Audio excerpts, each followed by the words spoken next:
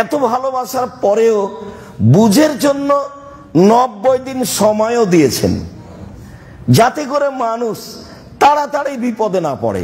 আয়েশা রাদিয়াল্লাহু তাআলা আনহা বলেন, ওয়াতারাকুল আরকা ওয়া আনা হাইদ, আমি নিজে একটা গোস্ত দাঁতে ছিঁড়ে খেতাম। আয়েশার নিজস্ব বিবরণ, হাদিস বুখারী মুসলিম। তারপর আমি গোস্তের টুকরা রাসূলের হাতে দিতাম। ফায়াদাউ ফাহু ফি মাওদিফিয়া, আমি দেখেছি গোস্তের ওখানেই তিনি মুখ লাগিয়েছেন যেখানে আমি মুখ লাগিয়ে গোস্তটা ছিঁড়ে খেয়েছি। এটা দিয়ে আমি আর আপনি কি বুঝলাম? তখন তো ঋতুবতী তিনি। ইহুদিটা বলছে ওকে বাড়িতে রেখে আসো, ছাই তোলা প্লেটে খেলে দাও, ওই প্লেটটা দিয়ে গিলাসটা দিয়ে ময়লা লেগা আছে, যেটা রুচি হয় না। আর জাহেলিয়াত তো বলেছে যে ওদেরকে বাড়ির পিছন দিকে একটা হিপস কুঁড়ে ঘর বানিয়ে রেখে দিতে হবে, সেখানে খাবে। কুষ্ঠরোগী মানুষ যেমন যেভাবে মানুষ বেঁচে চলে, হিসাব করে চলে, তার সাথে সেভাবে চলতে হবে।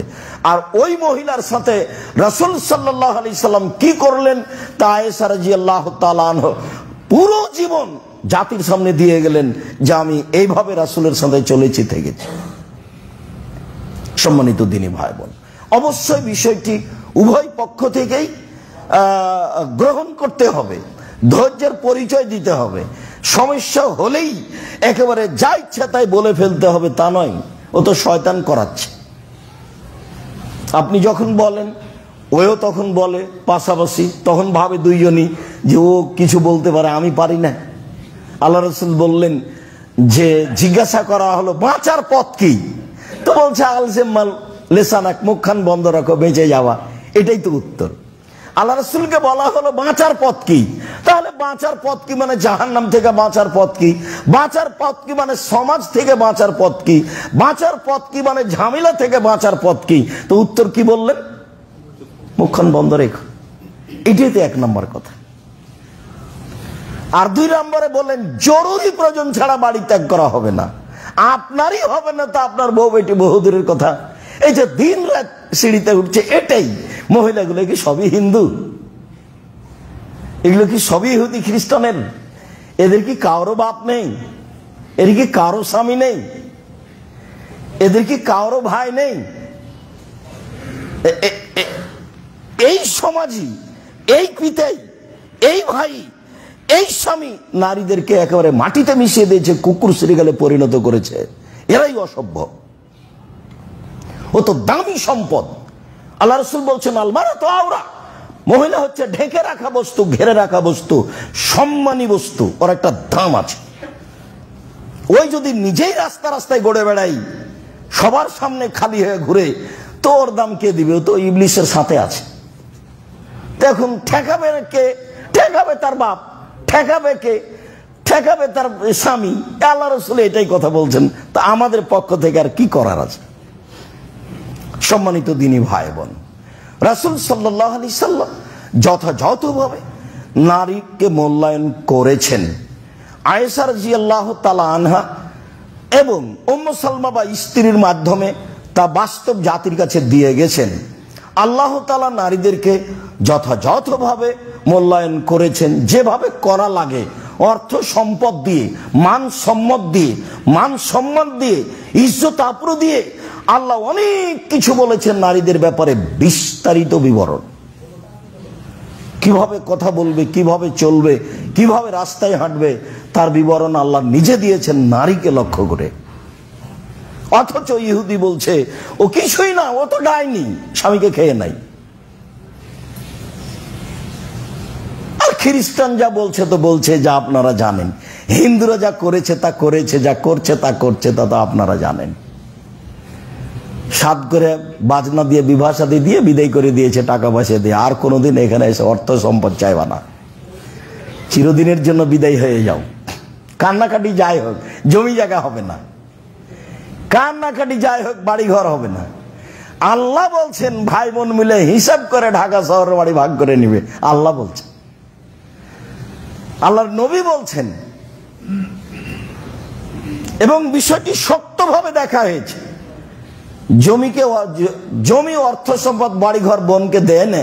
এটা শনি, রংপুর, দিনাজপুর, লালমনিরহাট, নীলফামারী, কুড়িগ্রাম, পঞ্চগড়, ঠাকুরগাঁ, গাইবান্ধা, জয়পুরহাট, বগুড়া, এসব ডিস্ট্রিক্টের লোক দেয় না বলে আমরা শুনি, উত্তরবঙ্গের লোক, দক্ষিণবঙ্গের লোক যথাযথ দেয়। হয়তো বা আপনি বলবেন আব্দুর রাজ্জাক সাহেব কাছাকাছি সবাই একই, হ্যাঁ হতে পারে। আর মনে হয় যেন এত দামি সম্পদ বোনকে দিয়ে দেব, ভগ্নিপতি ভোগ করবে, কেমনে হয়? এটা আমার আর আপনার কিছু করার নাই, এ তো বিধান উপর থেকে। এখানে আমার আর আপনার কিছু করার নাই, এ তো বিধান উপর থেকে, আল্লাহর সরাসরি বিধান, মেনে নেওয়াতে কল্যাণ আছে। তখন আমি ওই ছেলেটাকে বলেছি যে তোমার পিতাকে যদি আমি কুকুর শ্রীগালের চেয়ে খারাপ প্রমাণ করতে না পারি, জাতির সামনে আমি কোথায় বলবো না?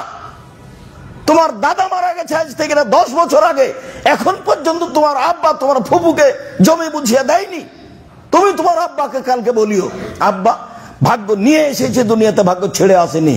ভাগ্যে যদি জমিদারি থাকে জমিদারি করে খাবো, ভাগ্যে যদি ভিক্ষা করা থাকে ভিক্ষা করে খাবো। ফুফুর জমি খেয়ে বাঁচতে রাজি নই। আমি কি ভাগ্য ছেড়ে এসেছি? না আব্বা, আমি তো ভাগ্য ছেড়ে আসিনি, আমি তো ভাগ্য নিয়ে এসেছি। আর আপনারা তার জাজল্য প্রমাণ 2 বছর 5 বছর আগে দেখিয়েছিলাম। ও গাড়ি ঠেলতো, বেটা পিছন দিকে গাড়ি পিছন দিক থেকে ঠেলতো, আর বাপ ওই গরুর গাড়ির মতো চাকাওয়ালা সামনের দিক থেকে টেনে যেত কাপড়ের বস্তা। দেখি সে আজকে বিত্তশালী। এটাই তো পৃথিবী।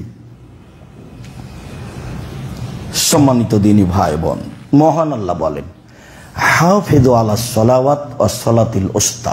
পৃথিবীর মানুষ, তোমরা 5 ওয়াক্ত সালাতকে গুরুত্ব সহকারে রক্ষা করো, বিশেষভাবে আসরের সালাত। যারা সরাসরি কোরআন হাদিস মানতে পারেনি তারা এরকম জায়গায় পিছে পড়ে গেছে। বিশেষভাবে আসরের সালাত মানে আসরের সালাতকে সময়ের সাথে সাথে পড়ার চেষ্টা করতে হবে। এটাই বেশি দামি সালাতের মধ্যে। কেন? এটা কাজের সাথে জড়িত। তখন মানুষ কাজে ব্যস্ত, তখন মানুষ আয় উপার্জনে ব্যস্ত।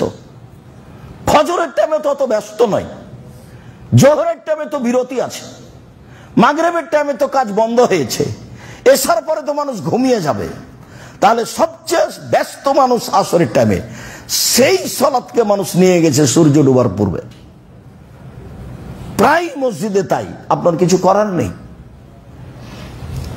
মহান আল্লাহ বলেন, পৃথিবীর মানুষ 5 ওয়াক্ত সালাতকে যথাযথভাবে আদায় করো, বিশেষভাবে আসরের সালাত। মহান আল্লাহ বলেন, কাদ আফলাহাল মুমিনুন আল্লাযীনা হুম ফি সালাতিহিম খাশিউন। যারা ভয় ভীতি নিয়ে নির্ধারিত সময়ে সালাত আদায় করে তারাই সফল হলো। এটা আল্লাহ বলছে। আবু হুরায়রা রাদিয়াল্লাহু তাআলা আনহু বলেন, রাসূল সাল্লাল্লাহু আলাইহি সাল্লাম বলেছেন, আউয়ালু মা ইসআলুল আবদু ইয়াউমাল কিয়ামাহ সালাহ। বিচারের মাঠে মানুষকে যখন তার জীবনের সব কর্ম সম্পর্কে জিজ্ঞাসা করা হবে, তখন আল্লাহর পক্ষ থেকে মানুষকে প্রথম যেটা জিজ্ঞাসা করা হবে সেটা সালাত। তবে কোন জায়গাতে বর্ণনায় আসবে প্রতিবেশী হক, মানুষের হক আমি কেমন আদায় করেছি, আপনি কেমন আদায় করেছেন, এ মর্মে যে বিষয়গুলিতে জিজ্ঞাসা হবে, জমি জায়গা দখল করা আর সবকিছু, পাড়া প্রতিবেশী ভাই বোন তার সাথে কেমন চলেছি, তখন প্রথম জিজ্ঞাসা হবে 2 প্রতিবেশী। প্রতিবেশীর সাথে টিকাও খুব কঠিন, খুবই কঠিন, এমনিতে লেগে যায়, কথাই বলা যায় না। তখন আল্লাহ রাসূল বলছেন, আরবাউন লিসাদা, সুখময় জীবনের জন্য 4টা জিনিস লাগে। 4টা জিনিস আছে যার, সুখময় জীবন তার, সুখময় জীবন তার 4টা জিনিস আছে যার। 1, আলমারাতুস সালেহা, ভদ্র নম্র বুদ্ধিমতী নরম আচরণের স্ত্রী। আচরণ নরম হতে হবে, খাস্টা মেস্টা যদি হয়, আর যদি কথা একবার উল্টে ধরে একটুকু শান্তি পাবেন না। সারাদিন পরিশ্রম করে বিকাল 5টায় বাড়িতে ঢুকেছেন, ঢোকার সাথে সাথে এমন কিছু বললো যে সেটা আর মাথায় সরে না সারা রাত, পরের দিন সকালে আবার চলে গেলেন। আল মারাতুস সালেহা, মেজাজ হতে হবে নরম মহিলার, গতিবিধি হতে হবে ঠান্ডা, স্বভাব হতে হবে ভদ্র নম্র। তার কথা কর্মই, কথার সাথে সাথে স্বামীর সবকিছু ঠান্ডা হয়ে যাবে, রাগটা সব চলে যাবে। ওকে ওই জন্যই সৃষ্টি করা হয়েছে। আল্লাহ বলছেন যে আমি মহিলাকে সৃষ্টি করেছি তার স্বামীকে শান্তি তৃপ্তি দেওয়ার জন্য, কথা আল্লাহ বলেন। মুহাম্মদ সাল্লাল্লাহু আলাইহি ওয়াসাল্লাম বলতে তাও তো আপনি বলতেন যে মানুষ বলেছে। আল্লাহ বলছেন যে আমি নারীকে শান্তি তৃপ্তির জন্য সৃষ্টি করেছি।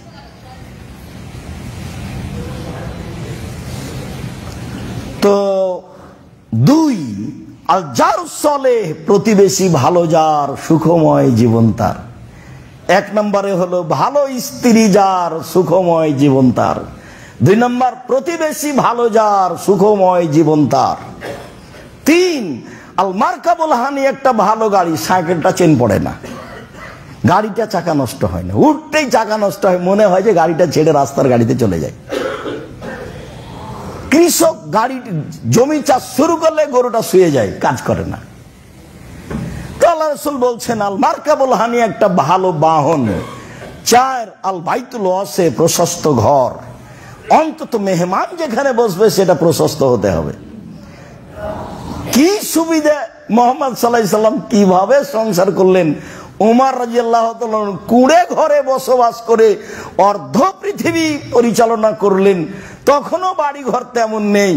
ওই মুহাম্মদ সাল্লাল্লাহু আলাইহি সাল্লাম বলছেন যিনি খাটে শুয়ে থাকেন, যেই খাটে দড়ির সাথে এ করা আছে, সাজানো আছে, সেখানে বিছনা কেথা নেই, তিনি উঠে বসলেন। আব্দুল্লাহ ইবনে মাসউদ বলছেন উঠে যখন বসলেন দেখলাম গায়ে পিঠে একবারে দড়ি সুতনির দাগে পরিপূর্ণ হয়ে আছে। তো আমি বলছি আপনি একটু ভালো কিছু করলে হয় না? আমি আব্দুল্লাহ ইবনে মাসউদ বললাম। তখন বলছে যে ভালো কিছু করে কি করবা, এটা তো করলো ইহুদি খ্রিস্টান, তারাই তো করছে, আমরা আর কি করব। তখন বলছেন আব্দুল্লাহ ইবনে মাসউদ, কুন ফি দুনিয়া কান্নাকা গরীব, তুমি দুনিয়াতে থাকো তুমি যেন অপরিচিত, ও আবের সাবিলিন, তুমি যেন পথিক, আছি নেই। 3, উদ্দা নাফসাক মিন আহলিল কবরে, নিজেকে কবরের সদস্য ভেবো।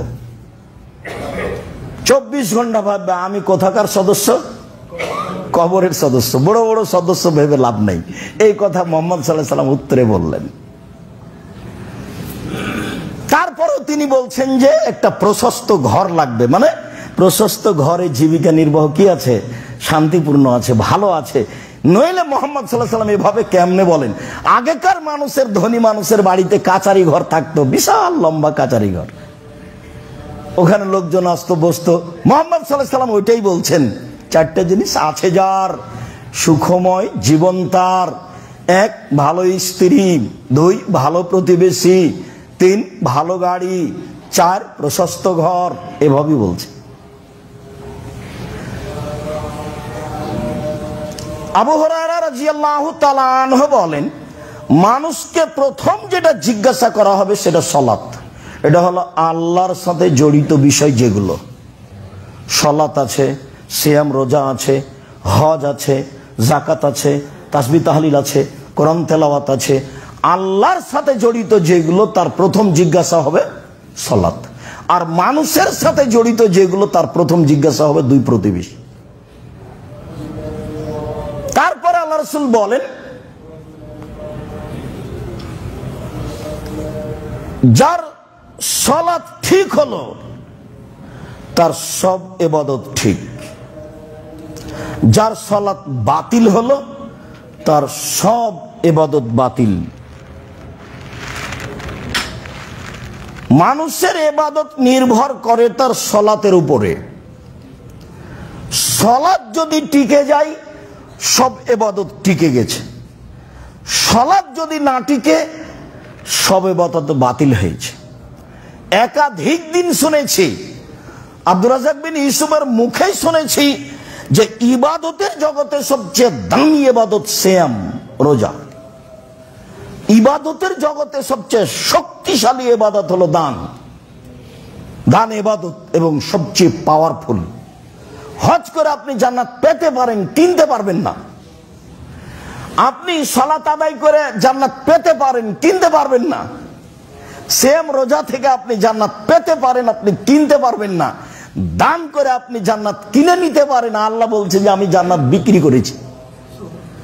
ও টাকা পয়সার বিনিময়ে আমরা বিক্রি করে দিয়েছি, তা আল্লাহ বলছেন।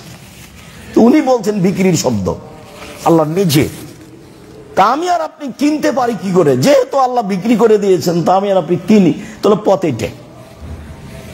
এরপরেও যদি বিচারের মাঠে সালাত না টিকে, তাহলে কোন ইবাদত টিকবে না, সব বাতিল হবে। এক ভিন্ন ধরনের ইবাদত। আনাস রাদিয়াল্লাহু তাআলা আনহু বলেন, রাসূল সাল্লাল্লাহু আলাইহি ওয়াসাল্লাম বলেছেন, as-salatu salasatu aslasin, সালাত তিন ভাগে বিভক্ত। আর তাহুরু সলুসুন, ওযু হলো তিন ভাগের এক ভাগ। রুকু ও সলুসুন, রুকু হলো তিন ভাগের এক ভাগ। ও সুজুদ ও সলুসুন, সিজদা হলো তিন ভাগের এক ভাগ। ফামান আদাহা বিহাক্কিহা কবিলা সালাতুহু কবিলা সাইরা আমালিহি, যদি সালাতের সব নিয়ম ঠিক ঠিক আদায় করে, সালাত কবুল করা হবে, সব ইবাদত কবুল করা হবে। ওয়াইন রুদ্দাত আলাইহি সালাতুহু, সালাতের নিয়ম কানুনে যদি সালাত প্রত্যাখ্যান করা হয়, যা ইবাদত করেছে সবই বাতিল। এটা রাসূলের মুখের কথা। এই জন্য তাড়াহুড়া রুকু করা, তাড়াহুড়া করে রুকু করা হবে না।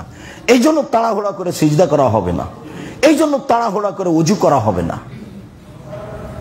খালি সিজদা দিবেন আর উঠবেন, দিবেন আর উঠবেন, এরকম ইবাদত হবে না। যে দুনিয়ার লোক করছে, যে করছে তো মানুষ, রাসূল সাল্লাল্লাহু আলাইহি ওয়াসাল্লাম যা বলেছেন তার তো, মানুষ তো একটা মানুষের মতামতের উপরই চলে। মানুষ কি সহজে রাসূল সাল্লাল্লাহু আলাইহি ওয়াসাল্লামের নীতিতে চলে? এটা খুব কঠিন। যে যাকে ভালোবাসে তার নিয়ম মেনে চলে, যে যাকে ভালোবাসে সে তার নিয়ম মেনে চলে। তো সম্মানিত দ্বীনী ভাই বোন, সালাত এমন একটি ইবাদত যার উপরে নির্ভর করে অন্যান্য ইবাদত। যদি সালাত কবুল হয়, আরগুলো এমনিতেই কবুল হবে। যদি সালাত কবুল না হয়, তাহলে আরগুলো কবুল হবে না। সালাতই একটা ইবাদত, একবারে ব্যতিক্রম, কোনো সমস্যা বুঝে না। অন্যান্য ইবাদত সমস্যা বুঝে। যেমন হজ, এবছর করলেন না, সামনে বার করেন, এ তো হলো, তো এ তো সমস্যা বুঝলো। যেমন যাকাত, 20 দিনে 1 মাস আগে দিয়ে দেন, সমস্যা নেই, হাদিস আছে। 10 দিন পরে দেন, দেন, সমস্যা নেই, দেন, এই যে সমস্যা বুঝলো। রোজা, এখনো অসুস্থ, পরে করেন। এখন মহিলা ঋতুবতী, পরে করুক, এই যে মেনে নিয়েছে। অথচ বড় বড় বিধান, সবাই ফরজ বিধান। সালাত কোনো সমস্যা মানে না। ওযু করে সালাত আদায় করতে হয়, পানি নেই, তায়াম্মুম করে পড়ো। তায়াম্মুম মাটি নেই, এমনিতেই পড়ো। দাঁড়িয়ে সালাত আদায় করতে হয়, তো দাঁড়িয়ে পারছি না, বসে করো। তো বসে পারছে না, শুয়ে করো। কেবলার দিকে মুখ করে সালাত আদায় করতে হয়, কেবলা বোঝা যায় না, এমনিতেই পড়ো। পরিষ্কার কাপড় পরে সালাত আদায় করতে হয়, তো পরিষ্কার নেই, পেশাব পায়খানা লেগে আছে, সেটাই পড়ো। বলে পরিষ্কার অপরিষ্কার কোনো কাপড়ই নাই, কারণবশত নগ্ন উলঙ্গ হয়ে আছি, বলে এই সময়তেই সালাত আদায় করতে হবে, বাধ্য করতেই হবে। কোনো প্রকার আপোষ নাই, কোনো প্রকার মিস নেই। এতটুক যে শতকরা 95 জন মুসলিম যেটা বুঝতে চায় না, যেটা আল্লাহ রাসূল সহজ করেছেন, সেটা হলো সফরে আছেন, তখন জোহর 2 আসর 2 একসাথে পড়ে নেন। সফরে আছেন, তখন মাগরিব 3 এশা 2 একসাথে পড়ে নেন। এ তো সহজ পথ। জোহরের আগেই বের হয়েছেন সফরে, তো জোহর ঠেলে নিয়ে যান আসরে। জোহরের টাইমে বের হয়েছেন, তো আসর আগে আনেন জোহরে। মাগরিবের আগে বের হয়েছেন, মাগরিব নিয়ে যান এশায়, রাত 10টা হোক না কেন, 12টা হোক না কেন, মাগরিব একবারে নিয়ে যাবেন এশায়। মাগরিবের টাইমে বের হয়েছেন, এশা নিয়ে চলে আসেন মাগরিব। সব সহিহ হাদিস, সময়ের গতিতে সব আসবে ইনশাআল্লাহ। তো আল্লাহ পথ সহজ করেছেন। এরা তো এখন বলছে যে আরে রাসূলের যুগে না বিপদ ছিল, সেজন্য এখন বিপদ নাকি, কেন জমা করতে হবে? আবার বলছে কেন কসর করতে হবে? আল্লাহর নবী বলছেন এটা আল্লাহর পক্ষ থেকে দান, তুমি দানটা নিবে না কেন? আল্লাহ বলছেন যে ঠিক আছে, আমি তোমাকে এটা করে দিলাম, সাদকা করে দিলাম, নাও। এটা 4 ছিল, আমি 2 করে দিয়েছি। যেটা আল্লাহর পক্ষ থেকে নেওয়া, যেটা দেওয়া হয়েছে, যেটা নেওয়া উচিত, এটাই সুন্নাত। আবু হুরায়রা রাদিয়াল্লাহু তাআলা আনহু বলেন, রাসূল সাল্লাল্লাহু আলাইহি ওয়াসাল্লাম বলেছেন, as-সালাওয়াতুল খামস, 5 ওয়াক্ত সালাত, ওয়াল জুমাতু ইলাল জুমা, গত জুমা থেকে এই জুমা, ও রমাদান ইলা রমাদান, গত রমাজান থেকে সামনে রমাজান, মুকাফফিরাতুন, সব পাপ ক্ষমা। গত জুমায় পড়েছি সালাত, এই জুমাও পড়ব, মধ্যের পাপ নেই, গেছে। গত রমাজানে করেছি সিয়াম, এই রমাজানে করব, মধ্যের পাপ গেছে। জোহরের পড়েছি, আসরের পড়ব, মধ্যের পাপ মিটে গেছে, সব শেষ। কখন? এজাজতনেবাতিল কাবায়ের, যখন কাবিরা গুনাহ থেকে বেঁচে থাকবে তখন। কাবিরা গুনাহ এভাবে শেষ হয় না।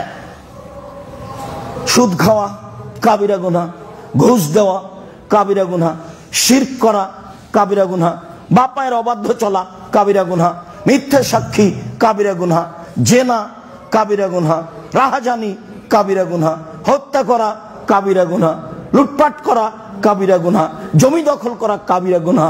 যাওয়ার সময় দেখবেন কে বড় ক্ষতিগ্রস্ত একটা বই আছে, সব যা আলোচনা আছে সবই কাবিরা গুনাহ। তো মানুষ যদি কাবিরা গুনাহ থেকে বেঁচে থাকে, তাহলে মধ্যে যা হয়েছে তা মিটে যায়, মধ্যে যা হয়েছে তা মিটে যায়। তো কাবিরা গুনাহের জন্য কি করতে হবে? অনুতপ্ত হয়ে আর করব না বলে স্বীকৃতি দিয়ে বলতে হবে, আস্তাগফিরুল্লাহ ওয়া আতুবু ইলাইহি, বলতেই থাকতে হবে। মুসা আলাইহিস সালাম এক থাপড় দিয়ে তো মানুষ মারলেন, ফেরাউন তো যা বলল তা বললই। মুসা আলাইহিস সালাম প্রথমে ফেরাউনকে বললেন, স্বাধীনতা ফিরিয়ে দেন, স্বাধীনতার খুব দাম আছে। একবারে গিয়েই মুসা আলাইহিস সালাম প্রথম বাক্য ফেরাউনকে বলছে, স্বাধীনতা ফিরিয়ে দেন, মানে বনী ইসরাইলকে ছেড়ে দেন, দাস দাসী করে রেখেছেন কেন? তো এখন ফেরাউন কি বলবে? এখন ফেরাউন বলছে, ও তোমাকে তো আমি লালন পালন করেছি, তুমি তো আমার মাঝে বহুদিন ছিলে, শিশুকালে আমি তোমাকে লালন পালন করেছি, যেগুলো করেছে সেগুলো এখন বলতে লাগলো। তারপরে তুমি তো আমার মাঝে বহুদিন ছিলে, আরে তুমি তোমার কর্ম করেছো, যা করেছো, তুমি থাপ্পড় দিয়ে মানুষ মেরেছো, তুমি বড় অকৃতজ্ঞ। একসাথে এতটি বাক্য বলে থামলো ফেরাউন। তখন মুসা আলাইহিস সালাম বলছেন, হ্যাঁ আমি যা করেছি তা করেছি, তখন আমি ভুল পথে ছিলাম, মানে আমি থাপ্পড় দিয়ে মানুষ মেরেছি, আমি তোমার ভয়ে দেশ ছেড়েছি, আমার প্রতিপালক আমাকে জ্ঞানে গুণে পূর্ণ করেছেন, তিনি আমাকে নবী করেছেন, তুমি আমার প্রতি অনুগ্রহ করেছো, অনুগ্রহ করে তুমি আমাকে খোঁটা দিয়েছো, খোঁটা দিয়ে তুমি বনী ইসরাইলকে দাস দাসীতে পরিণত করেছো, তুমি বড় উদ্ধত স্বৈরাচার সীমা লঙ্ঘন করেছো। এই পর্যন্ত মুসা আলাইহিস সালাম বললেন। দাওয়াত সরকারকে দিতে হবে, পদটা দখল করতে হবে না, পদটা দখলের জন্য চেষ্টা করতে হবে না, হলো বোকামি, তখন হবে মারামারি। ওকে বলতে হবে আপনি ঠিক হন। এই যে ফেরাউনের চেয়ে দাম্ভিক, বদ, স্বৈরাচার, জুলুমবাজ পৃথিবীর ইতিহাসে কেউ নেই। সেখানে সেখানে মুসা আলাইহিস সালাম এইভাবে কথা বলছে। আবু হুরায়রা রাদিয়াল্লাহু তাআলা আনহু বলেন, রাসূল সাল্লাল্লাহু আলাইহি ওয়াসাল্লাম বলেছেন, আরাইতুম ইন্না বাবিকুম ফি নাহারিন ইয়াগতাসিলু ফিহি কুল্লা ইয়াউমিন খামসা মাররা আও খামসান। আচ্ছা তোমরা কি মনে করো, সঙ্গী সাথীকে বলছে, আচ্ছা সঙ্গী সাথী তোমরা কি মনে করো, তোমাদের বাড়ির সামনে যদি একটা নদী থাকে, সেখানে যদি 5 বার গোসল করো, হালিয়াবকামিন দারানিহি শায়দ, তাহলে কি গায়ে ময়লা থাকবে? মানে বেশি পরিষ্কার করলে তো ময়লা থাকে না, তাহলে কি ময়লা থাকবে? তাহলে লায়াবকামিন দারানিহি শায়দ, জি না, তা তো থাকবে না। স্বীকৃতি নিলেন, তা তো থাকবে না। তখন আল্লাহ রাসূল বলছেন, ফাযালিকাস সালাওয়াত মিসলু যালিকাস সালাত ইয়ামহুল্লাহু বিহিনাল খাতায়া। এই 5 ওয়াক্ত সালাত দিয়ে আল্লাহ সব পাপ মিটিয়ে দিবেন, মধ্যে যেগুলো ছিল সেগুলো গেছে। কাবিরা গুনাহ ব্যতীত যা হবে ওইখানে বাক্যটা ছেড়ে এসেছি। তো মুসা আলাইহিস সালাম এক থাপ্পড় দিয়ে মানুষ মারলেন, এখন মরা পর্যন্ত বলতে থাকলেন রব্বি ইন্নী যালামতু নাফসি ফাগফিরলি, হে আমার প্রতিপালক আমি ভুল করেছি, আমাকে মাফ করো। আল্লাহ বললেনও যে আমি মাফ করে দিলাম, এর পরেও বিচারের মাঠে যখন আমরা যাব তার কাছে, যে আপনি তো খুব দামি মানুষ, আল্লাহর সাথে কথা বলেছেন, এমন তো কেউ সুযোগ পায়নি, সরাসরি বিশাল সব দামি মানুষ আপনি, আপনার সম্মান ভাবাই যায় না। আল্লাহর নবী বলছেন সবাই যখন কিয়ামতের মাঠে অজ্ঞান হয়ে যাবে তখন সর্বপ্রথমে আমার জ্ঞান ফিরবে। জ্ঞান ফিরলে আমি দেখব মুসা আলাইহিস সালাম আল্লাহর আরশ ধরে ঝুলছেন, তখন তার জ্ঞান পূর্ণ। তো আমি বলতে পারছি না মুসা আলাইহিস সালামের জ্ঞান কি আমার আগেই ফিরেছে, না তুর পাহাড়ে অজ্ঞান হয়ে গেছিলেন সেটা শোধ হয়ে গেছে, আজকে অজ্ঞানী হননি। বুঝতে পারেননি কথা মনে হয়। যখন সবাই দাবি জানিয়েছিল আপনাকে মানবো আল্লাহ বলে, মুসা একটু আল্লাহকে দেখাও না, তাই কি আর দেখা যায়? না দেখালে তোমাকে মানতে পারছি না। তাহলে ঠিক আছে চলো তুর পাহাড়ে, ওই পাহাড়ে চলো, দেখো ওইদিকে, দেখো তো ওইদিকে তাকিয়ে আছে, একটা বিদ্যুৎ হওয়াতে সব অজ্ঞান হয়ে গেছে, সবাই এখন মরে পড়ে আছে। তখন মুসা আলাইহিস সালাম বলছেন আল্লাহ আরো তো বিপদ হলো, এখন তার আমি বাড়ি যেতেই পারবো না, আমি কি জবাব দিব? তো তুমি এদের জীবিত করে দাও, তাহলে আর একবার কিয়ামত দেখেছে সবাই। এখন মুসা আলাইহিস সালাম তার মধ্যে ছিলেন, তো মুসা আলাইহিস সালাম সেদিন অজ্ঞান হয়েছিলেন, তাহলে কি সেদিন তিনি অজ্ঞান হয়েছিলেন সেটাই হয়ে গেছে, আজকে তিনি হননি? আমি মুহাম্মদ সাল্লাল্লাহু আলাইহি সাল্লাম নিশ্চিত বলতে পারছি না তিনি এভাবে বলে গেছেন। তিনি কি আসলে অজ্ঞান হননি, না আমার আগেই তিনি চেতনা ফিরিয়ে পেয়েছেন? তা আমি বলতে পারছি না। এই কথা মুহাম্মদ সাল্লাল্লাহু আলাইহি সাল্লাম বলেন, 5 ওয়াক্ত সালাত আদায় করলে তোমাদের গায়ে ময়লা থাকবে কি? না। তো ঠিক 5 ওয়াক্ত সালাত আদায় করলে মানুষের পাপ মিটে যাবে, এই কথা রাসূল সাল্লাল্লাহু আলাইহি সাল্লাম বলেন। 5 ওয়াক্ত সালাতের অনেক গুণ। আল্লাহুম্মা সাল্লি আলাইহি আল্লাহুম্মা বারিক আলাইহি। আলহামদুলিল্লাহ ওয়াহদা ওয়াসসালাতু ওয়াসসালামু আলা মান লা নাবিয়্যা বাদা। আবু হুরায়রা রাদিয়াল্লাহু তাআলা আনহু বলেন রাসূল সাল্লাল্লাহু আলাইহি সাল্লাম বলেছেন, আলা আদুল্লুকুম মা ইয়ামহুল্লাহু বিহিল খাতায়া ওয়া বিহি দারাজাত। এই হাদিসটা আমরা এখানে আলোচনার দ্বিতীয় খুতবায় শুনেছি। আমি কি তোমাদের একটা আমলের কথা বলে দিব না, যাতে পাপ মিটে যাবে, মান বেড়ে যাবে? তো সাহাবীগণ বললেন, বলেন সেটা কি? তো আল্লাহ রাসূল বললেন, ইসবাগুল ওযু, ভালো করে ওযু করা। 2 কাসরাতুল খুতা ইলাল মাসাজিদ, পায়ে হেঁটে মসজিদে যাওয়া। 3 ইন্তেজারুস সালাত বাদা সালাত, সালাতের পরে সালাতের অপেক্ষা করলে পাপ মিটে যাবে, মান বেড়ে যাবে। ফলাফলে আরো আছে যে হয়ে যাবে সেই দিনের মতো যেদিন তার মাতাকে জন্ম দিয়েছে, নিষ্পাপ হয়ে যাবে। ওযু করে যখন মানুষ সালাত আদায় করে তখন মানুষ নিষ্পাপ হয়ে যায়। যেমন ওযুর হাদিসে একটা হাদিস শুনেছি, জাল ওযু ইয়াহদু মা কানা কাবলাহু, ওযু অতীতের সব পাপকে মিটিয়ে দেয়। তো সালাতও সব পাপকে মিটিয়ে দেয়, এই ক্ষমতা আল্লাহ তাআলা সালাতের মধ্যে দিয়েছেন। মুহাম্মদ সাল্লাল্লাহু আলাইহি সাল্লাম সেভাবেই বলেছেন। তো এখন সালাত কবুল হওয়া না হওয়া সেটা আমাদের বিষয়, আমরা যেভাবে জানবো বুঝবো সেভাবে আমলের চেষ্টা করব ইনশাআল্লাহ।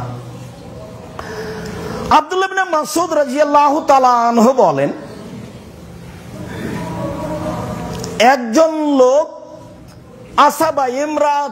আসাবা মিন ইমরাতিন কবলাতান, কোন নারীর সাথে অশ্লীল কাজ করে বসে বা অশ্লীল কাজের কাছাকাছি, এরকম কিছু। তারপরে ও রাসূলের কাছে আসলো, এসে বলল যে আল্লাহর নবী আমি এই অন্যায় করেছি। তো আল্লাহ রাসূল তাকে কিছু বললেন না, বিষয়টা তার কাছে জিজ্ঞাসা করলেন না, কি হয়েছে, কি ঘটনা, কিছু বললেন না। তো কিছু যখন বললেন না, তো লোকটি রাসূল সাল্লাল্লাহু আলাইহি সাল্লামের সাথে সালাত আদায় করলো।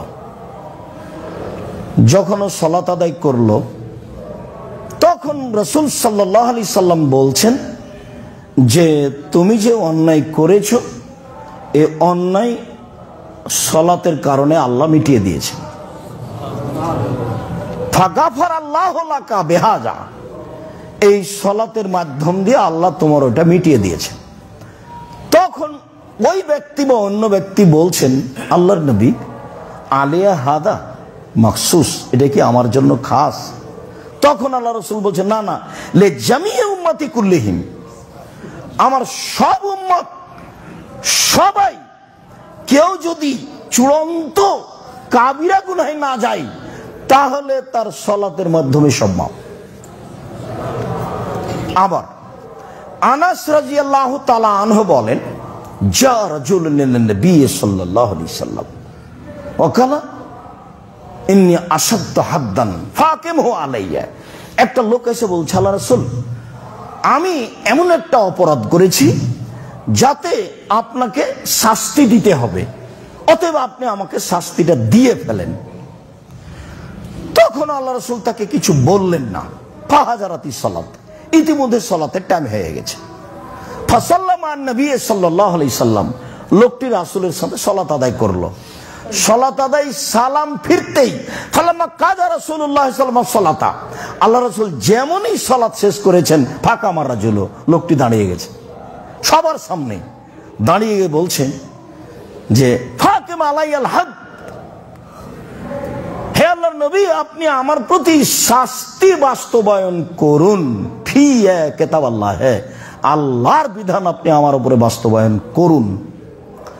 তখন আল্লাহ রাসূল তাকে বলছেন, আলাইসা কাদ সাল্লাইতা মা'ানা, কেন তুমি আমাদের সাথে সালাত আদায় করনি? হ্যাঁ আপনার সাথে, না হ্যাঁ আপনার সাথে আমি সালাত আদায় করলাম। তখন রাসূল সাল্লাল্লাহু আলাইহি সাল্লাম বলছেন, কাদ গাফারাল্লাহু লাকা হাদ্দাকা, তুমি যেটা ভাবছো যে আমাকে শাস্তি দিতে হবে, আমি শাস্তির উপযুক্ত হয়েছি, সালাতের কারণে আল্লাহ সেটা মিটিয়ে দিয়েছে। হাদিস কিন্তু বুখারী মুসলিম।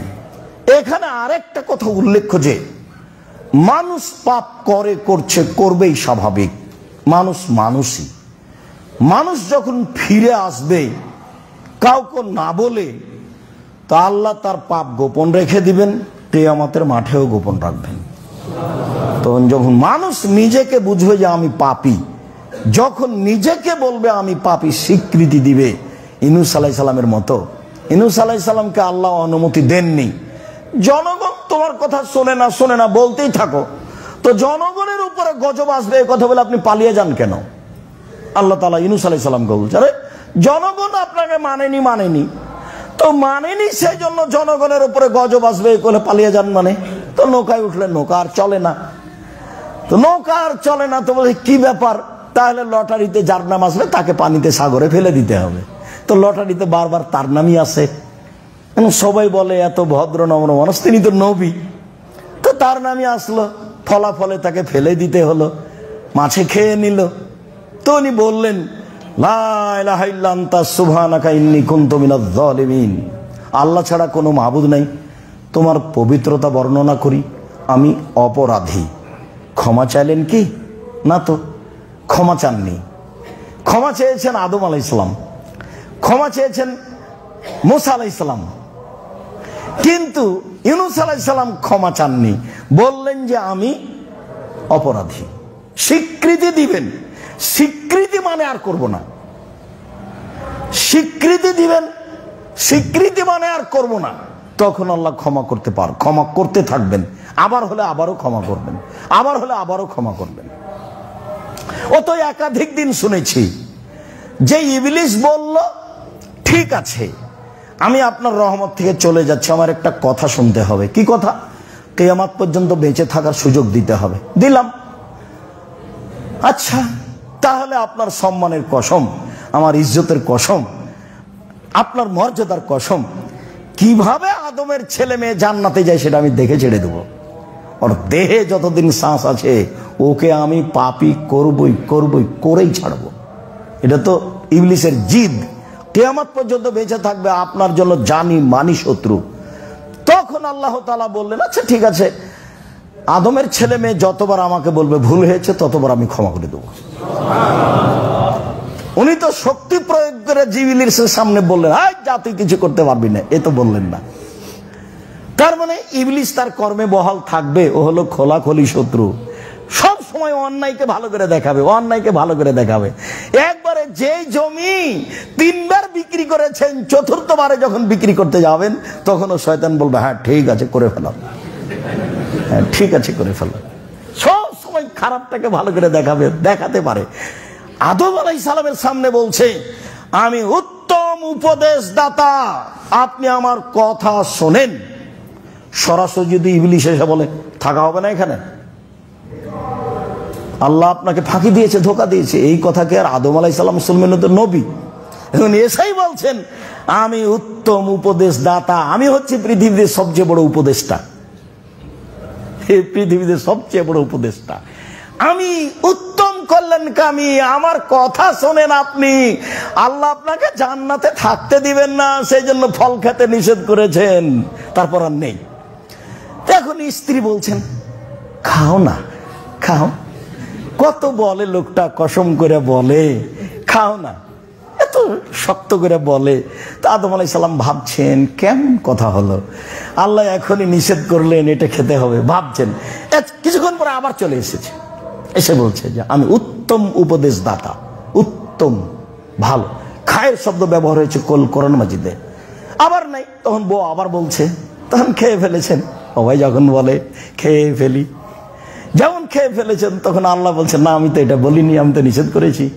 এবার তখন উনি তো বলতে লাগলেন, রব্বানা যালামনা আনফুসানা ওয়া ইল্লাম তাগফির লানা ওয়া তারহামনা লানাকুনান্না মিনাল খাসিরিন।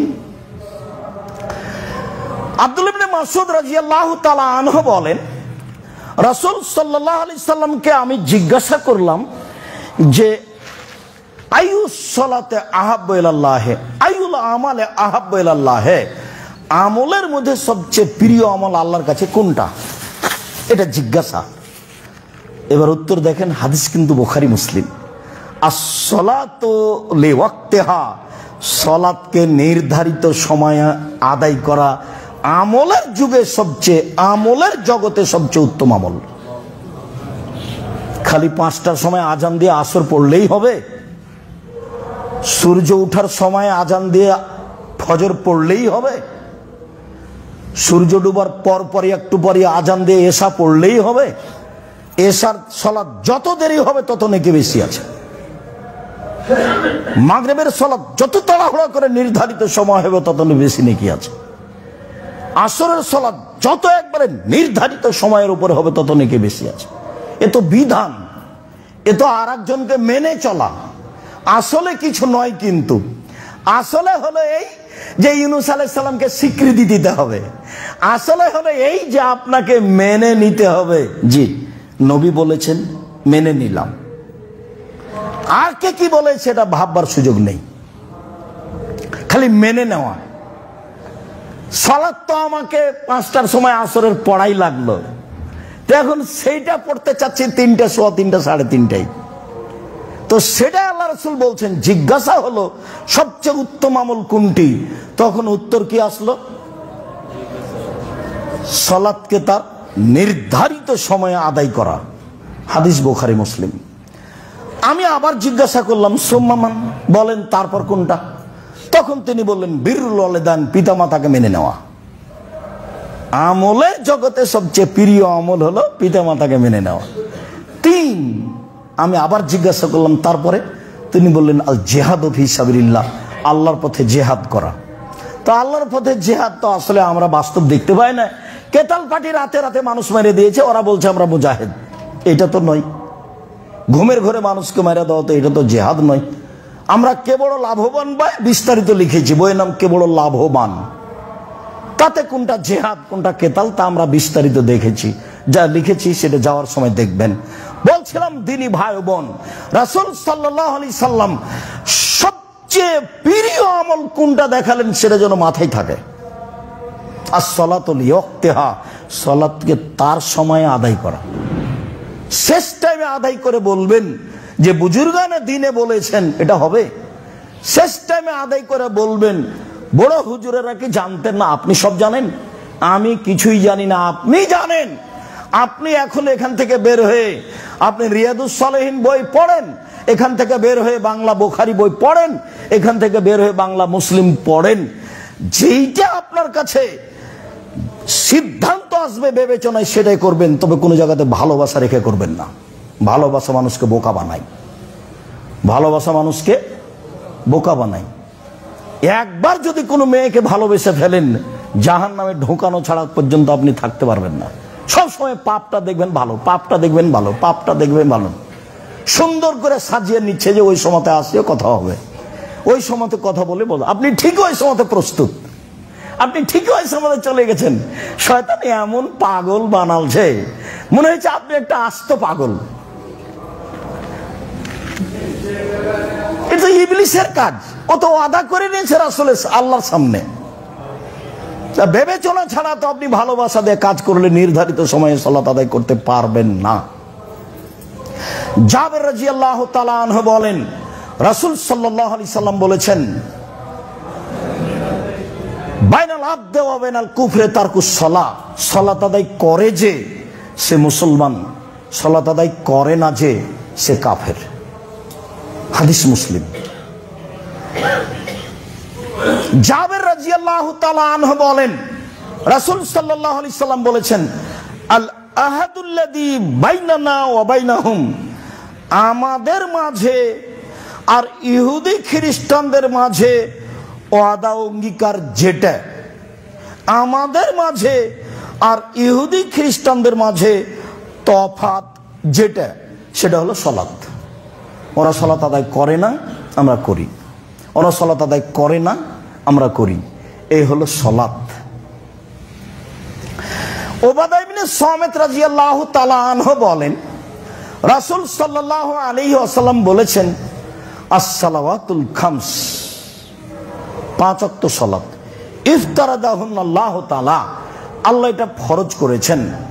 মান আহসানা ওযুহুন্না, কোন ব্যক্তি যদি সালাতের ওযুকে সুন্দর করে করে, ওয়া সাল্লাহুন্না লিওয়াক্তিহিন্না, সালাতকে তার যদি নির্ধারিত সময়ে আদায় করে, কথাটা কিন্তু বারবার আসছে, ফাসাল্লাহুন্না লিওয়াক্তিহিন্না, সালাতকে তার যদি নির্ধারিত সময়ে আদায় করে, ইন্নাস সালাতা কানাত আলাল মুমিনিনা কিতাবাম মাওকুতা, নিশ্চয় সালাত মুমিনের উপরে নির্ধারিত সময় লেখা আছে, আল্লাহ বলছে। এখন আল্লাহ নবী বলছেন তাকে যদি নির্ধারিত সময় আদায় করে, তারপরে বাক্যটা শোনেন, ওয়া আতাম্মা রুকুহুন্না ওয়া খুশুহুন্না, রুকু সিজদাটা ঠিক ঠিক করে, ভীতিটা ঠিক ঠিক দেখায়। অমনোযোগী হয়ে সালাত আদায় করলে হবে? 20 রেখাত তারাবি পড়ছেন, 10 রেখাতের পরে মাথায় হাতে বলছেন আল্লাহু সুবহান, আরো 10 আছে, কখন যে হবে। বিরক্তির শেষ নাই। আর সিজদা দিলেন আর উঠলেন, দিলেন আর উঠলেন। কেরাত কমিয়ে দেন, কেরাত পড়েন অল আসর, অল আসর ইন্নাল ইনসানা লাফি খুসর ইল্লাল্লাযিনা আমানু ওয়া আমিলুস সালিহাত ওয়া তাওয়াসাউ বিল হক ওয়া তাওয়াসাউ বিস সাবর। বাস রুকুতে চলে যান, রুকু ঠিক মতো করবেন, এবারে চাঙ্গা করে সুন্দর করে, সময় আসলে বিস্তারিত বলবো ইনশাআল্লাহ। সিজদা সুন্দর করে করেন, একবারে চাঙ্গা করে সুন্দর করে সিজদা করবেন। তারপরে আত্তাহিয়াত পড়ে সালাম ফিরে দেন, যদি না সময় থাকে দুরূদ পড়ে সালাম ফিরে দেন। সময় থাকলে পড়তেই থাকেন একবারে রব্বির হামহুমা কামা রাব্বায়ানি সাগীরা পর্যন্ত, যা আছে মুখস্থ সালামের পরে সব বলেন। সময় নাই, আত্তাহিয়াত দুরূদ পড়েই সালাম ফিরে দেন।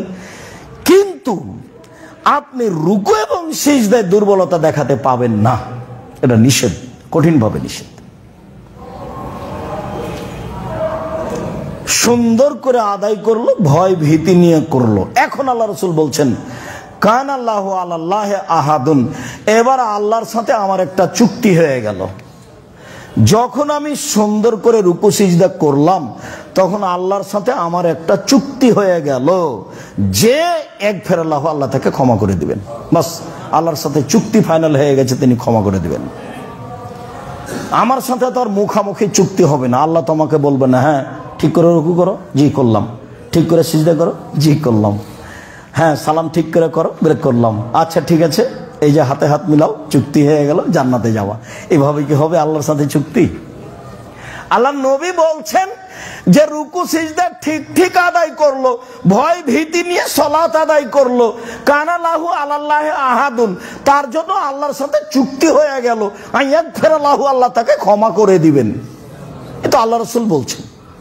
ওমাল্লাম ইয়াফাল, যেভাবে করে না, ফালাইসা লাহু আহাদুন আলাল্লাহি, তার সাথে আল্লাহর চুক্তি নেই। ইনশা আযাবাহু, চাইলে আল্লাহ এখন শাস্তি দিবেন, ইনশা গাফার, আল্লাহ চাইলে তাকে ক্ষমা করে দিবেন। আর চুক্তি নাই, কি করবেন সেটা আল্লাহর ব্যাপার। আর যদি আমি ঠিক ঠিক সালাত আদায় করি সময় মতো, তাহলে আমার তার সাথে কি হয়ে গেছে? চুক্তি হয়ে গেছে, মুখামুখি তার সাথে কোনো কথা হয় না। এখন মুহাম্মদ সাল্লাল্লাহু আলাইহি ওয়াসাল্লাম বলছেন যে মসজিদ আল্লাহর ঘর, আমি যে মসজিদে বসতে চাচ্ছি, যার যে মালিক তার কাছে অনুমতি নাও। কিভাবে নিব? আমি তো আর বলতে পারি না আল্লাহ আমি আপনার ঘরে বসতে চাচ্ছি, এটা কি হবে? তো হবে না, তো হবে না। তো আপনি কিভাবে করবেন? অনুমতি নিবেন। 2 রাকাত সালাত, 2 রাকাত সালাত আদায় করেন, অনুমতি হয়ে গেছে। এটাই বিধান। মুহাম্মদ সাল্লাল্লাহু আলাইহি ওয়াসাল্লাম বলছেন, তার সাথে জিবরাইলের সাথে আমার আপনার কথা হয় না। আয়েশা রাদিয়াল্লাহু তাআলা আনহা বলছেন, আল্লাহর নবী আমাকে বলছেন, আয়েশা হাজা জিবরাইল ইকুরেকা সালামা। আয়েশা, এই যে জিবরাইল তোমাকে সালাম দিল, এই যে জিবরাইল। একসাথে 2 জন আছেন, এক খাটের উপরে, এক বিছানে, এক লেপের নিচে 3 জন। মুহাম্মদ সাল্লাল্লাহু আলাইহি ওয়াসাল্লাম, আয়েশা রাদিয়াল্লাহু তাআলা আনহা, জিবরাইল আলাইহিস সালাম, এক বিছানে, এক খাটের উপরে, এক লেপের নিচে 3 জন। এখন মুহাম্মদ সাল্লাল্লাহু আলাইহি ওয়াসাল্লাম বলছেন, আয়েশা এই যে জিবরাইল তোমাকে সালাম দিল। তো আল্লাহ রাসূল তো এখানেই দেখাচ্ছেন, তো কই আয়েশা দেখতে পান না কেন? এখন আয়েশা রাদিয়াল্লাহু তাআলা বলছেন, ওয়া আলাইহিস সালাম ওয়া রাহমাতুল্লাহি ওয়া বারাকাতুহু, তার উপরে সালাম, তার উপরে শান্তি, তার উপরে সালাম, তার উপরে শান্তি। ফাতারা ওয়ালা নারা, আপনি তো দেখতে পান না, আমরা তো দেখতে পাই না। জিবরাইল তো আমাদের দেখতে পান, আমরা তো দেখতে পাই না। আপনি তো দেখতে পান, আমরা তো দেখতে পাই না। এক বিছানে জিবরাইলের সাথে আমাদের কথা হয় না সরাসরি, আল্লাহর সাথে কিভাবে সরাসরি কথা হবে? আল্লাহর পদ্ধতি এই। সম্মানিত দিনী ভাই বোন, আমরা আলোচনা করছিলাম সালাতের ফজিলত। সময়ের গতিতে আরো অনেক আলোচনা আছে সালাতের ফজিলতের ব্যাপারে, সালাতের মর্যাদার ব্যাপারে। আপাতত আজকের মতো এই পর্যন্ত বলে আমি আপনাদেরকে আন্তরিকভাবে অনুরোধ জানাচ্ছি যে ভুলেও কখনো তাড়াহুড়া করে সালাত আদায় করবেন না। তাড়াহুড়া দেখাবেন কোন জায়গায়? কিরাত। মনে থাকবে না মনে হয়? আরো যদি তাড়াহুড়া দেখাতে চান তাহলে আসেন, সূরা ফাতিহা পড়ার পরে বলবেন কাফ, রুকুতে চলে যান, এক আয়াত হয়ে গেছে। কাফ, এক আয়াত হয়ে গেছে। এক আয়াত হয়ে যায়নি, এক আয়াত হয়ে গেছে। দেখেন আয়াত দেওয়া আছে। আর না হলে বলেন মুদহাম্মাতান, এক আয়াত হয়ে গেছে। মানে আপনার ব্যস্ততার কথা আমি বলছি। আসর দিয়ে যদি না হয়, কাউসার দিয়ে যদি না হয়, তাহলে সূরা ফাতিহার পরে ওটাই যান, যে রুকুতে চলে যান। কিন্তু রুকু সিজদায় তাড়াহুড়া করতে পাবেন না। রুকু সিজদাকে তার স্থানে সুন্দর করে বহাল রাখতে হবে। উম্মে হানি বলছেন, মক্কা বিজয়ের পরে আল্লাহর নবী আমার বাসায় ঢুকলেন, তিনি 8 রাকাত চাস্তের সালাত আদায় করলেন। এত হালকা সালাত আমার জীবনে আমি কোনোদিন দেখিনি। তবে রুকু সিজদা ঠিক ঠিক করলেন, 8 রাকাত চাস্তের সালাত আদায় করলেন। এত তাড়াহুড়া করে সালাত আদায় করতে আমি কোনোদিন দেখিনি। তবে রুকু সিজদা ঠিক ঠিক করলেন। এইটা যেন আপনার ঠিক হয়, সময় যেন ঠিক হয়। যার কারণে আল্লাহ রাসূল বলেছেন, সমাজপতিরা, দলপতিরা যদি সালাতের সময়কে মেরে দেয়, তখন তোমরা কি করবা? বলেন, আপনি বলেন কি করব? তখন বাড়িতে পড়ে নিও। হাদিস তো বুখারী মুসলিম, এটা মনে হয় বুঝতে পারলেন না। আবার বলি, বুখারী মুসলিমের হাদিস, বিত্তশালীরা যদি সালাতের সময়কে মেরে দেয়, মানে কি? নির্ধারিত সময়ে সালাত আদায় না করে, সমাজপতিরা যদি নির্ধারিত সময়ে সালাত আদায় না করে, নির্ধারিত সময় যদি মেরে দেয়, তাহলে কি করবা? তখন সাহাবীগণ বলছেন, বলেন কি করব? বলে বাড়িতে পড়ে নিও। তারপর মন চাইলে তাদের সাথে জামাতে পড়তে যায়। তখন যেটা হয়ে গেছে সেটা ফরজ, যেটা এখন হবে সেটা নফল। মন না চাইলে যায়ও না। হাদিস তো বুখারী মুসলিম। বাড়িতে পড়ার অনুমতি দিচ্ছেন, আপনি প্রয়োজনে আসর পড়েন বাড়িতে, ফজর পড়েন বাড়িতে। এর অর্থ এই নয় যে আপনি তার সাথে 5টায় সালাত আদায় করবেন, এটা হতেই পারে না। এই নয় যে আপনি সূর্য ওঠার সময় পূর্ব আপনি সালাত আদায় করবেন, এটা হতেই পারে না। আমি তো এটা বললাম, আপনার তো বিবেচনা আছে। মাছ দিয়ে ভাত খেলে আপনি কাঁটা ফেলে খান, কাঁটা সহ খান না। আর ঢাকা শহরে 1 শতক জমি কিনলে তার যে কত কাগজ, 22, 62, 72 জমি জরিপ আছে কিনা, এই আছে কিনা, সেই আছে কিনা, খারিজ আছে কিনা, সব দেখেন। আর রাসূলের বিধানটা পরকালের জন্য করবেন, এটা একটু দেখা লাগবে না? আব্দুল রাজাক সাহেবের কথা ছেড়েই দিলাম। আমি তো মানুষ, আমি তো বিবেচনা করে দেখতে পারি। আপনি বিবেচনা করে দেখবেন, এটাই ঠিক। ইবাদতের জগতে সবচেয়ে দামি ভিন্ন ধরনের ব্যতিক্রম ইবাদত, যেই ইবাদতের কোনো আপোষ নাই, পৃথিবীতে কোনো আপোষই নাই, পড়তেই হবে। মানুষের জীবনে সবচেয়ে গুরুত্বপূর্ণ, সবচেয়ে ব্যতিক্রম ইবাদত হলো সালাত, যার সাথে কিয়ামত পর্যন্ত তার বয়স শেষ হওয়া পর্যন্ত আপোষ করতে পারবে না, যার জরিমানা নেই। হুজুর বলছেন জানাজার সময়, এই ছেলে তোমার বাপের কয় ওয়াক্ত সালাত কাজা হয়েছে? হুজুর 3 ওয়াক্ত। আচ্ছা আচ্ছা, 5, 5, 15, 1,500 টাকা দাও। জানাজা করে দিল। আল্লাহ রাসূল বলছেন তার কাফারা নেই, উমরি কাজা নেই, সালাত এগুলো চলে না। সন্ধ্যের নামে ইবাদত নেই। আপনার বয়স এখন 80, একদিনও নামাজ পড়েননি, উমরি কাজা নেই। আজকে জোহরের সালাত আদায় করে বলেন আল্লাহ আমার ভুল হয়েছে, মাফ করে দাও। আল্লাহ বলবেন ঠিক আছে দিলাম। আপনার স্বীকৃতির অপেক্ষা আছেন আল্লাহ তাআলা, আপনার স্বীকৃতির অপেক্ষায় আছেন আল্লাহ তাআলা, মনে রাখবেন। আল্লাহ আমি কার জমি দখল করে নিয়েছি মাফ করো, তখন এটা হবে না। বলছে ওটা তো মানুষের ব্যাপার, ওটা তো আমার ব্যাপার নয়, ওটা কাবা ঘরে গিলাপ ধরে বললে হবে না। যার করেছ তার সাথে কথা শেষ করে আস, ক্ষমা তার কাছে নিয়ে আস। আমার সাথে যেগুলো জড়িত, সুদ খেতে খেতে একবারে ব্যাংক ব্যালেন্স পূর্ণ হয়ে আছে, কোটি কোটি টাকা, আজকে বলছো যে আজকার থেকে আমি সুদ খাবো না, বন্ধ করলাম, আমাকে মাফ করো। ঠিক আছে করলাম। আপনার স্বীকৃতি যেমন ঠিক আছে তেমন, বুঝেননি কথা? আপনার স্বীকৃতি যেমন ঠিক আছে তেমন। আপনি একটু বলেন, ইউনূস আলাইহিস সালামের স্বীকৃতিতে কোনো ত্রুটি ছিল? ইউনূস আলাইহিস স্বীকৃতিতে কোনো ত্রুটি ছিল না। হাতে হাতে বললেন ঠিক আছে তোমাকে বাঁচিয়ে দিলাম। পৃথিবীর যে কোনো মানুষ এই কথা বলবে আমি তাকে বাঁচিয়ে দেব কিয়ামত পর্যন্ত। সম্মানিত দিনী ভাই বোন, অবশ্যই আলোচনা মেনে চলার চেষ্টা করবেন, আল্লাহ কবুল করুক। অবশ্যই দানের হাতটা প্রশস্ত করবেন, খালিভাবে যেন কোটাটা পার না হয়, এটা খুব ভালোভাবে মনে রাখবেন। যারা কর্মচারী আছি তারাও, যারা এখানে ছাত্র আছি তারাও, যারা শিক্ষক আছি তারাও, সবাই ভালো হবে আপনার জন্য, আমার জন্য।